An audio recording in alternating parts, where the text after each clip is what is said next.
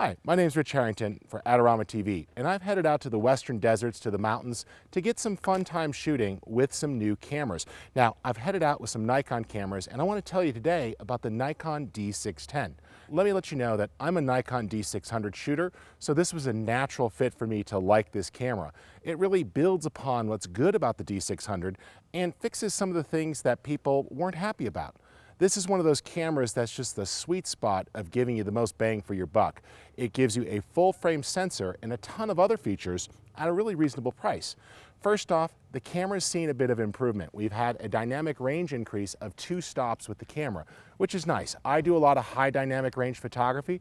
I was also doing some shooting out here at night, long exposure type stuff, and the increased dynamic range definitely helped with this camera. It really worked well. The sensor inside the camera, that's a really great value to be getting that type of processor, the EXPEED 3, in this camera body.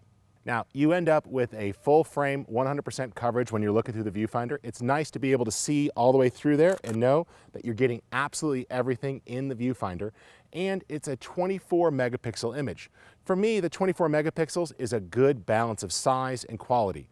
I took this camera time-lapse shooting. I was able to shoot the entire night to a 128 gigabyte card, get all the frames I wanted on that card, great high-quality images, plenty of things to work with. I've done some panoramics and HDR. It's really held up well with the camera. Very happy with the size, and it works well for me. Nice, clean file, not a lot of noise. The camera body itself is also really rugged, weather sealed, which is great. I've been out here in some wet conditions. We've had cold, lots of things. Camera body held up really well. In fact, I took it out shooting last night. It was well below freezing. Camera had no problem, just kept shooting along. Of course, in that much cold, the battery life was a little bit shorter, but I was surprised at how long the battery and the camera lasted. And with 2 memory card slots, it's great. You could easily drop in 2 SD cards. It's super simple to have a backup card to shoot to. You could have that card have an automatic backup or do things like route video to one card, stills to another, and set the shooting order. So it really lets you take control of how the cards are being used. The Nikon D610 has a couple of things directly to react to some of the things people said about the 600. First off, the shutter block has been redesigned a bit. There were a few complaints with some of the shutter speed things tied to flash and a few other concerns. Nikon says that it's addressed those, so you'll want to go ahead and dig into some of the reviews over at Adorama.com to see if people feel happy. The camera itself, very fast, 6 frames per second as well as 3 frames per second when shooting in quiet mode. In fact, you've got all those dials right there, continuous high, continuous low, quiet continuous, as well as a built-in timer, including a built-in intervalometer if you need to shoot time-lapse, which I really like.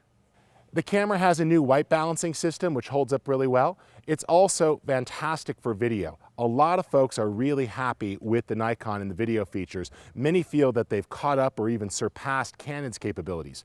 422 uncompressed video options to be able to pass out through the HDMI port, which is great if you want to go to an external recorder. Great color fidelity. Both 1080 and 720 with really robust frame rates. You go up to 60 frames per second there. The live view panel offers the ability to autofocus. So this is really useful. You've got autofocus capabilities. It could even do facial recognition. That's going to help if you're shooting moving subjects and you're not as comfortable pulling focus.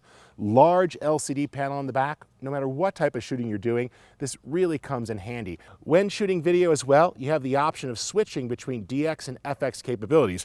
Remember, this camera can use the higher quality FX lenses for the full frame sensor, but it is intelligent and can also handle DX lenses. So that means you could upgrade your lenses or build up your library of lenses as you want to, but continue to use some of the glass you've already invested in. You can easily attach on the bottom an extra battery grip or an L bracket to make this camera feel a little bit bigger in your hands if you want that, or give you extended battery life.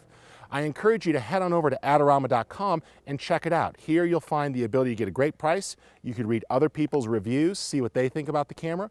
And of course, head over to the Learning Center where you'll find reviews and articles to help you get the most out of your photography. And I want to encourage you to not miss a single episode of Adorama TV. Remember, it's absolutely free. You get it on YouTube or iTunes. Both offer the option to subscribe. For Adorama, my name's Rich Harrington.